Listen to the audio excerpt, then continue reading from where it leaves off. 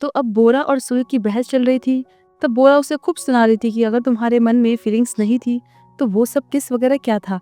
वहाँ बाहर सारे एम्प्लॉयज इनकी बातें सुन रहे थे। इससे तो वो बहुत ज्यादा शॉक्ड हो जाते हैं कि इनके बीच इतना कुछ चल रहा था। सैंजिन भी पागल हो रहा था कि ये सब क्या है। कहता है तभी तो मैंने ऑफिस रोमांस बैन कर रखा है। उसे टेंशन हो रही थी कि इन दोनों के चक्कर में अब उसकी बुक का क्या होगा। फिर सोयोग भी गुस्से में बाहर आता है और सैंजिन से कहता है कि अब मैं इस बुक पर काम नहीं कर सकता। मैं ऐसे राइटर के साथ काम नहीं करना चाहता जो बकवास एंडिंग लिखता हो।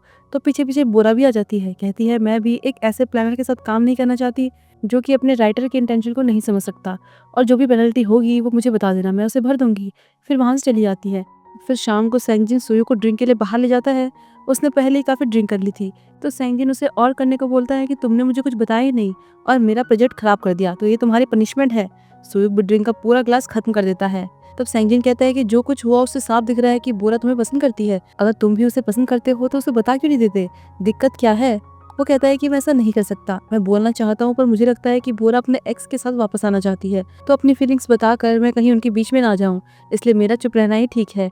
और शायद ब्रेकअप की वजह से वो मेरे क्लोज आई थी, तो कहीं बाद में उसे रिग्रेट ना हो। सैंजिन उसे समझाता है कि तुम ऐसा क्यों सोच रहे हो, लेकिन जब वो मान नहीं रहा था तो वो लास्ट में कहता है कि सब भूल जाओ, वैसे भी बोरा तुम्हारे लिए सही नहीं है, वो बहुत ज्यादा बोलती है।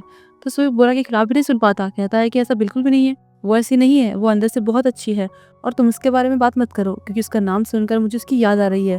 और फिर इमोशनल होकर रोने ही लग जाता है। सैंजिन को तो यकीन ही नहीं आता कि ये उसके लिए रो रहा है, क्योंकि आज से पहले कभी भी उसने अपनी फीलिंग्स ऐसे जाहिर नहीं की थी। वहाँ घर पर बोरा भी परेशान थी और भूमि की टेंशन उसे अलग से थी। तो वो उससे कहती है कि कल तुम मेरे साथ डॉक्टर के पास जाने वाली हो, तुम्हें इस बेबी की वजह से शादी करने की कोई जरूरत नहीं है, इसलिए अच्छे से सोच समझकर फैसला लेना। तो भूमि इस पर गुस्सा करने लगती है कि मैं तुम्हारे साथ क्यों जाऊं, मैं कोई बच्ची थोड़ी हूँ, मुझे सबकी समझ है, हम शादी करेंगे। बोरा उसे समझाने लगती है कि तुम एक दूसरे को पसंद करते हो, तुम प्रेग्नेंट हो तो क्या तुम शादी कर लोगे। तो वो कहती है कि सब तुम्हारी तरह नहीं है, जिन्होंने मुझे मेरी लाइफ को लेकर कभी भी कुछ नहीं सुनाया बल्कि मुझे सपोर्ट ही किया, और मुझे तुम्हारे सपोर्ट की जरूरत नहीं है।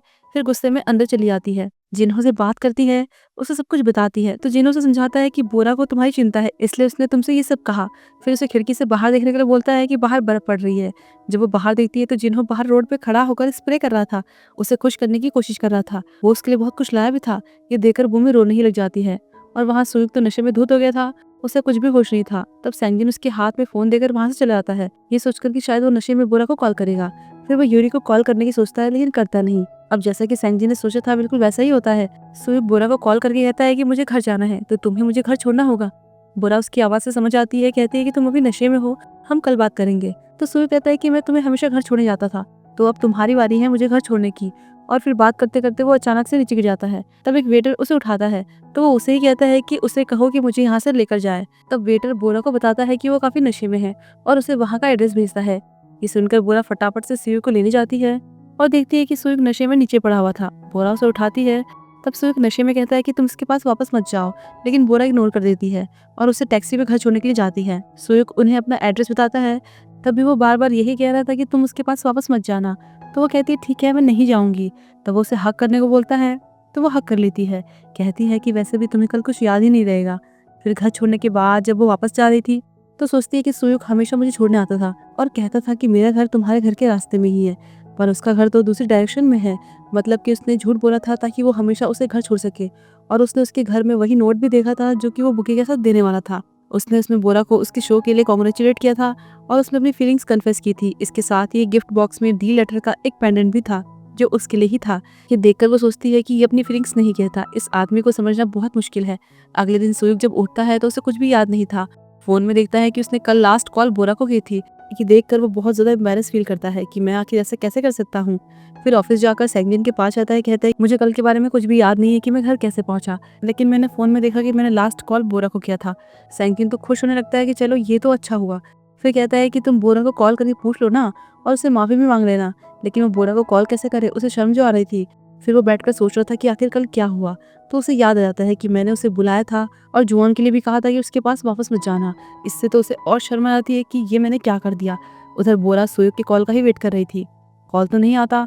तो वो भूमि के पास जाती है, कहती है कि मुझे तुमसे बात करनी है, जल्दी अपने रूम का दरवाजा खोलो। लेकिन वो दरवाजा नहीं खोलती, बात करने के लिए साफ मना कर देती है। ऑफिस में यूरी काम कर रही थी, तब उसे सैंजिन का मैसेज आता है कि क्या तुम मेरे साथ कॉफी पे चलोगी। अब वो मना क्यों करेगी, वो तो खुश आती है। फिर दोनों कॉफ़ी पीने के लिए जाते हैं। सैंगिन कॉफ़ी लेकर आता है, लेकिन उसमें हार्ट बना हुआ था, तो यूरी उसे फूंक मार के खराब कर देती है। सैंगिन उससे कहता है कि मैं तुम्हें कुछ बताना चाहता था। तो यूरी कहती है कि शायद मुझे पता है, आप ये कहना चाहते हो कि मुझे आपके लिए अपनी फीलिंग्स रोक लेनी चाहिए ना। पर सच तो ये है कि मैंने अपनी फीलिंग्स को कंट्रोल करने की बहुत कोशिश की, लेकिन मैं अभी भी आपको पसंद करती हूँ। फिर रोने लगती है कि आपको उस दिन मुझे अपनी फीलिंग्स बोलने देनी चाहिए थी। उसे उस दिन के रिजेक्शन का अभी तक बुरा लग रहा था। तो सैंगिन कहता है कि ठीक है, तो अब बोल दो, मैं इससे बाहर निकलने में तुम्हारी हेल्प करूँगा। तब वो कहती है कि मैं आपको बहुत पसंद करती हूँ। पहले दिन से जब हम मिले थे, उसके बाद एक दूसरे को गुड मॉर्निंग करना, साथ में लंच करना, कॉफ़ी पीना, मुझे लगा किसी के साथ कॉफ़ी पीना, मूवी देखना ये एक रोमांटिक रिलेशनशिप है। सोचा था कि मैं ये सब आपके साथ करूँगी, इसलिए मैंने आपको मूवी के लिए कहा था, पर आपको इससे अनकंफर्टेबल फील हुआ। मैंने खुद को नॉर्मल दिखाया, पर सच तो ये है कि मैं आपको बहुत ज़्यादा पसंद करती हूँ। तो सैंगिन कहता है कि तुम एक बहुत अच्छी लड़की हो, समझदार भी हो, अपने काम के लिए ईमानदार हो, लेकिन मैं तुम्हारी कंपनी का बॉस हूँ, मैं तुमसे बहुत ज़्यादा बड़ा हूँ, मेरा तो डिवोर्स भी हो चुका है, और मैं नहीं चाहता था कि तुम्हें इस बात का बाद में जाके रिग्रेट हो कि मैंने इतने बड़े आदमी को डेट किया, इसलिए मैंने तुम्हें मना किया। लेकिन एक तरफ मैं ये भी सोच रहा हूँ कि अगर ऐसा होता है तो क्या तुम्हें इससे कोई प्रॉब्लम नहीं होगी। यूरी तो चौंक ही जाती है, एकदम से कहती है कि हाँ, मुझे कोई दिक्कत नहीं है। सैंजिन कहता है कि मुझे पूरा तो बोलने दो। तो यूरी कहती है कि नहीं, आप जो भी बोलोगे मैं सबके लिए तैयार हूँ। तो सैंगिन स्माइल करते हुए कहता है, फिर आज हम मूवी देखने चले, उसके बाद कॉफी पर भी चल सकते हैं। तो वो बहुत खुश रहती है। उधर युजुंग बोरा के घर आती है, क्योंकि जिन्हों से तो वो नाराज थी, इसलिए यहाँ आ गई थी। तब बोरा भूमि के रूम के बाहर खाना रखकर कहती है कि खाना खा लेना। युजुंग पूछती है कि ये कब से अंदर है। बोरा बताती है कि कल रात से ये बाहर ही नहीं आई। युजुंग तो चौंक ही जाती है, कहती है कि तुम्हें ऐसे टाइम पर उसे अकेले नहीं छोड़ना चाहिए, ऐसे में वो डिप्रेस हो सकती है। तो वो दोनों जाकर उसे मनाने लगते हैं कि दरवाज़ा खोलो, लेकिन वो फिर चिल्लाती है कि मुझे ना बात करनी है ना खाना खाना है, मैं एकदम ठीक हूँ। अब वो सुन नहीं रही थी, तो युजुंग एक पेन से लॉक खोल देती है। भूमि कहने लगती है कि मैंने कहा ना, मुझे नहीं खाना और ना मुझे तुम दोनों से बात करनी है। वो बस उन्हें वहाँ से जाने को बोलती है। ये सुनकर बोरा वहाँ से चली जाती है, और जैसे दरवाज़ा बंद करती है तो उसके पीछे जिन्हो छुपा हुआ था, उसे देखकर युजुंग जोर से चिल्ला देती है। बोरा फटाफट से अंदर आती है, तो उसे देखकर वो भी डर जाती है। वो समझ जाते हैं कि इसीलिए वो उन्हें आने नहीं दे रही थी। वो कुछ कहे इससे पहले भूमि कहती है कि ये मुझे बस विटामिन देने के लिए आया था। तब जिन्हो घुटनों के बल बैठ जाता है। बोरा से कहने लगता है कि प्लीज़ हमारे रिलेशन को एक्सेप्ट कर लो। उसे बहुत ज़ोर से वॉशरूम मारा था, लेकिन कहता है कि जब तक बोरा नहीं मान जाएगी मैं ऐसे ही बैठा रहूँगा। तो भूमि भी उसके साथ बैठ जाती है, और दोनों उसे मनाने लगते हैं कि मान जाओ, हम दोनों एक दूसरे के बिना नहीं रह सकते। तो बोरा कहते हैं कि बस अब उठ भी जाओ, यहाँ गंदा मत कर देना, और मैंने तुम्हें कभी मना थोड़ी किया है, मैं कभी भी तुम्हारे रिलेशन के खिलाफ नहीं थी। ये सुनकर वो दोनों बहुत खुश हो जाते हैं। भूमि बोरा को हक कर लेती है। फिर जब जिन्हो वहाँ से जाने लगता है, तो युजुंग उससे कहती है कि जिन्हो को ये बताकर परेशान मत करना कि मैं यहाँ आई हूँ। तो बोरा कहती है कि इसके कहने का मतलब है कि ये बात उस तक पहुँच जानी चाहिए। बाद में युजुंग बोरा को जिन्हो के बारे में बताती है कि वो बदल चुका है, उसने सीक्रेट रूम तक बनाया है। जब उसका मन करे तो चिल करने के लिए वहाँ चला जाता है। उसे अकेले रहना अच्छा लगता है, शायद उसे मेरे साथ रहना अच्छा नहीं लगता। और उधर जिन्हो ने भी उसे बता दिया था। वो कहता है कि तुम्हें उसे लेने जाना चाहिए, उसे मनाना चाहिए। तो वो कहता है कि अभी मुझे कुछ समझ नहीं आ रहा है कि मैं सॉरी के बाद उसे क्या कहूँ, और एक बार में उसे मैं कैसे समझाऊँ। अगर मैं इस प्रॉब्लम को तुरंत ठीक नहीं करता तो ये मामला काफ़ी सीरियस हो सकता है। अब अगले दिन युजुंग ऑफिस में थी, तभी इसी बारे में सोच रही थी, और नेट पर डिवोर्स के रीज़न दिख रही थी।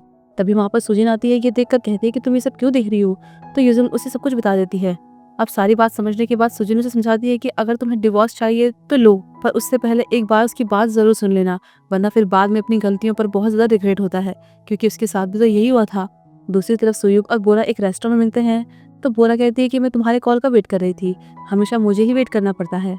सुयुग कहता है कि मैं कॉल करना चाहता था, लेकिन मुझे कल के बारे में कुछ भी याद नहीं था, इसलिए मुझे माफ़ कर देना। मतलब कि वो झूठ बोल देता है, लेकिन बोरा तो उससे ये एक्सपेक्ट कर रही थी कि शायद अब वो अपनी बात बोल दे, लेकिन वो कहाँ ही बोलेगा। तो कहती है कि तुम्हारा घर तो मेरे घर के डायरेक्शन से अलग है, तो क्या सॉरी के अलावा तुम्हें कुछ और नहीं कहना, जैसे कि तुम मुझे मिस कर रहे हो या मुझे देखकर तुम्हें अच्छा लगता है, ऐसा कुछ। लेकिन वो तब भी कुछ नहीं बोलता। तो बोरा कहती है ठीक है, वैसे भी मैं तुमसे यहाँ पर क्वेश्चन करने के लिए नहीं आई हूँ, मैं बस तुम्हें बताना चाहती हूँ कि मैं ऐसी नहीं हूँ जैसे मैं तुम्हारे साथ रहती हूँ। मैं कभी भी अपनी पर्सनल चीज़ें किसी को नहीं बताती, पर मैंने तुम्हें बताया क्योंकि वो तुम थे, क्योंकि मैं तुम्हें पसंद करती हूँ, बहुत ज़्यादा पसंद करती हूँ।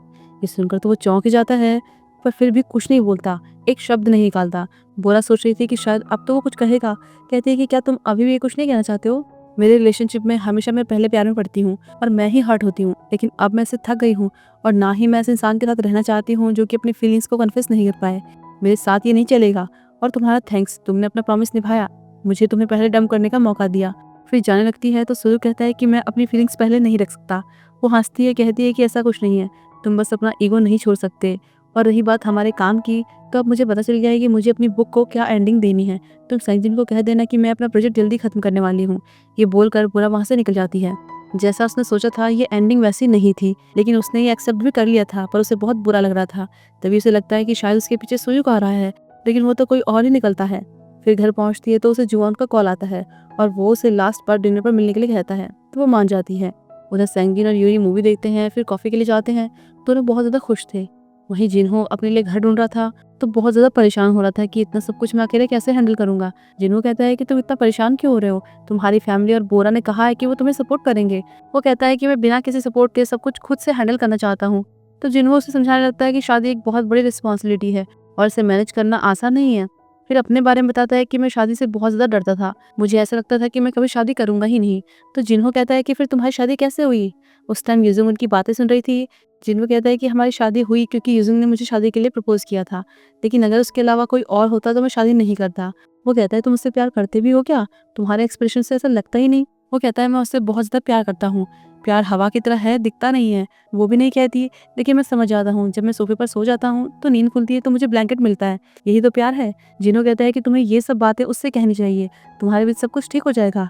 तो वो कहता है कि मैंने क्या कहा, वो खुद ही भूल गया था कि उसने अभी भी क्या कहा। वहीं यूजुंग ये सब सुनकर हंसने लगती है और खुश भी होती है कि वो तो कुछ और ही समझ रही थी।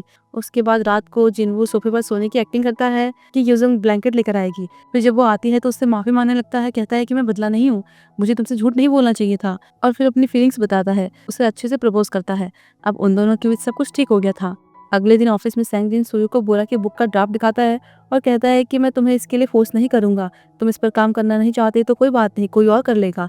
लेकिन सुयु कहता है कि नहीं, मैं इस पर काम करूंगा, और उसे पढ़ने लगता है। बोरा ने इसमें अपने ब्रेकअप के बाद सुयु के साथ बिताए सारे मोमेंट्स के बारे में लिखा था कि हम कैसे मिले, उसने कैसे बुरे टाइम में मेरा साथ दिया, मेरी हेल्प की, हर छोटी छोटी बात लिखी थी। ये भी लिखा था कि मैंने उससे जानने की कोशिश की कि क्या वो मुझे पसंद करता है या नफरत करता है। मैंने बहुत वेट किया कि शायद वो कभी अपनी फीलिंग्स को मेरे सामने एक्सप्रेस करेगा, लेकिन उसने ऐसा कभी नहीं किया। पर अब मुझे समझ में आ गया है कि मुझे किसी और की जरूरत नहीं है, और चाहे वो हैप्पी एंडिंग या सैड एंडिंग ही क्यों ना हो, मैं अपनी एंडिंग खुद लिखूंगी। ये पढ़ते पढ़ते उसे रात हो गई थी और वो काफ़ी इमोशनल हो जाता है। तब उसे रियलाइज़ होता है कि अगर मैंने अभी भी कुछ नहीं कहा तो बहुत देर हो जाएगी, इसलिए वो बोरा से मिलने के लिए निकल पड़ता है। जबकि बोरा तो अभी जुआन से मिलने के लिए जा रही थी। उसे सुयुक का कॉल आता है पर उसका फ़ोन नहीं उठाती। तो सुयुक फटाफट से जिनो के कैफे जाता है, उनसे पूछता है कि बोरा कहाँ है, मुझे उससे बात करनी है, वो मेरा फ़ोन नहीं उठा रही है, अगर तुम्हें पता है तो प्लीज़ मुझे बता दो। यूजिंग भी समझ गई थी कि शायद अब इसे होश आ गया है। कहती है अगर मैं तुम्हें बताऊं कि वो कहाँ है तो क्या तुम्हें लगता है कि तुम उसे बोल पाओगे। तो वो हाँ कहता है। वहाँ जुआन और बोरा डिनर कर रहे थे, तो जुआन उसे वहाँ भी काम की बातें सुना रहा था, उसे बहुत ज्यादा बोर कर रहा था पहले के जैसे ही। बोरा मन में सोचती है कि आज ही लास्ट है जब मुझे इसकी बातें सहनी है। फिर जुआन कहता है कि हमने अपनी कंपनी का नया इको फ्रेंडली पैकेजिंग बनाया है, क्या तुम देखोगी।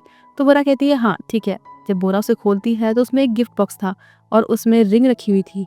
तो जुआन उसे प्रपोज कर देता है कि मैं तुमसे शादी करना चाहता हूँ, प्लीज़ मेरा प्रपोजल एक्सेप्ट कर लो। सुयुक भी यहीं आ रहा था क्योंकि यूजुंग ने उसे यहाँ के बारे में बता दिया था। यहाँ बोरा रिंग का बॉक्स बंद कर देती है और कहती है कि मैं तुम्हारे रिंग को एक्सेप्ट नहीं कर सकती। जुआन उसे मनाने लगता है कि ऐसा मत करो, मैं तुम्हारे बिना नहीं रह सकता। कि तभी वहाँ पर दामी आ जाती है, वही जिसके साथ मिलकर उसने पहले बोरा को धोखा दिया था।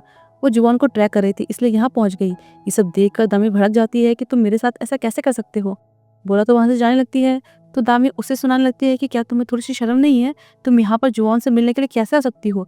तो बोरा कहती है कि मैंने तुमसे प्यार नहीं किया, ना ही तुमसे कोई प्रॉमिस किया, जिसने तुम्हारे साथ ये सब किया है उसे ये सब कहो। ये सब बोलकर जाने लगती है कि दामी जुआन के ऊपर पानी फेंक देती है। ये देखकर बोरा वहीं पर रुक जाती है। उसी टाइम सुयुक भी वहाँ आ जाता है। उसे देखकर तो बोरा चौंक ही जाती है। वो बोरा से कहता है कि अब ये टाइम है मेरा हाथ पकड़कर यहाँ से बाहर जाने का। तो बोरा अपना हाथ आगे करती है और सुयुक उसका हाथ पकड़कर उसे बाहर ले जाता है। बाहर आकर वो सुयुक से कहती है कि तुम मुझे कहाँ ले जा रहे हो और तुम्हें मुझसे क्या कहना है। तो सुयुक कहता है कि मेरी बात ध्यान से सुनना, क्या मैं तुम्हें पसंद करता हूँ। बोरा ये सुनकर हैरान हो जाती है कि ये क्या बोल रहा है। कहती है मुझे क्या पता। तो सुयुक उसका हाथ पकड़कर अपने दिल पर रखता है और कहता है कि इस दिल में सिर्फ तुम हो। बोरा कहती है कि ये क्या नौटंकी है, तुम मुझे परेशान करने आए हो। वो कहता है तुम्हें यही तो पसंद है जैसे ड्रामा में होता है। तो वो कहती है कि इतना कुछ है तो तुम्हें यही मिला, क्या तुम डायरेक्टली नहीं कह सकती कि मैं तुम्हें पसंद करता हूँ, और मैं तुम्हारी बातों पर विश्वास कैसे करूँ। मुझे एक अच्छा रीजन चाहिए कि तुम मुझे पसंद क्यों करते हो। तो सुयु कहता है कि मुझे नहीं पता, शायद उस गोल्डन पार्टी वाले दिन तुमने मुझे श्राप लगाया था, उसके बाद से कुछ हुआ, मुझे नहीं पता मैं तुम्हें कैसे एक्सप्रेस करूँ। तुम चाहे कुछ भी करो, चाहे तुम गाली दो, चाहे वियर्ड पोज में फोटो खिंचवाओ, या इनफैक्ट तुम जो भी कुछ करती हो, मुझे तुम्हारी हर चीज़ से प्यार है। ये सुनकर बोरा कहती है कि क्या तुम सच बोल रहे हो। तो सुयु कहता है कि ये सब के बाद ड्रामाज में क्या होता है। वो कहती है तुम्हें सब पता है, तब वो बोरा को किस कर देता है, वो भी उसे किस करने लग जाती है। अब वो दोनों एक कपल बन गए थे, साथ में बहुत ज़्यादा खुश थे और एक दूसरे के साथ काफ़ी क्यूट हरकतें करने लगते हैं। तब जिन्हो और भूमि उन दोनों को साथ में ये सब करते हुए देख लेते हैं। भूमि कहती है कि मुझे तो यकीन नहीं हो रहा है कि ये बोरा और सोयुक है। वहीं यूजुम और जिन्हो साथ में गेम खेल रहे थे, उनके बीच भी सब कुछ ठीक हो गया था। फिर कुछ दिनों बाद बोरा की बुक भी पब्लिश हो गई थी, जिसे देखकर सेंगजिन बहुत खुश था। तब वहाँ सोयुक आता है और उसे कहता है कि हमें अपना नेक्स्ट प्रोजेक्ट मिल गया है। फिर उसे एक स्क्रिप्ट देता है जिसका टाइटल था आई लव यू बोरा। उसमें उसने खुद से पोएम लिखी हुई थी। ये देखकर सेंगजिन कहता है कि ये क्या है, तुम्हें इसका टाइटल ठीक कर देना चाहिए, जैसे कि एकदम बकवास, इसके लिए कैसा रहेगा। अब वो तो उसका मजाक बना रहा था, तो सोयुक गुस्सा होकर वहाँ से चला जाता है। फिर यूरी उसके पास आती है और उससे उन चीज़ों की एक लिस्ट देती है जिसे वो दोनों कपल के रूप में साथ में करें। ये सुनकर वो खुश होने लगता है। अब क्रिसमस का दिन आ गया था, सब लोग जिन्हो के कैफे में आए हुए थे पार्टी करने के लिए। तभी वहाँ पर जिन्हो और भूमि वेडिंग ड्रेस में आते हैं। उन्हें ऐसे देखकर सब चौंक ही जाते हैं, उन्हें कोई भी आइडिया नहीं था। फिर वो सबसे कहते हैं कि हमारी शादी में आने के लिए शुक्रिया, ये उनकी तरफ से सबके लिए सरप्राइज था। फिर वो एक दूसरे को रिंग पहनाते हैं, इससे तो सब बहुत ज्यादा खुश होते हैं। फिर सभी कपल्स एक दूसरे को गिफ्ट देते हैं। बोरा सुयुक को एक पेन देती है, तो सुयुक उसे क्यूट से ग्लव्स देता है। जब वो ग्लव्स पहनती है तो उसके अंदर उसे एक रिंग मिलती है। ये देखकर बोरा तो खुशी आती है, सबको दिखाने लगती है। तब सुयुक उसे वो रिंग पहना देता है। तो यहाँ पर एक हैप्पी एंडिंग के साथ ये ड्रामा खत्म होता है। आपको ये ड्रामा कैसा लगा कमेंट करके जरूर बताना। तो फिर हम जल्दी मिलते हैं ऐसे किसी और नए ड्रामा के एक्सप्लेनेशन के साथ। तब तक के लिए बाय बाय।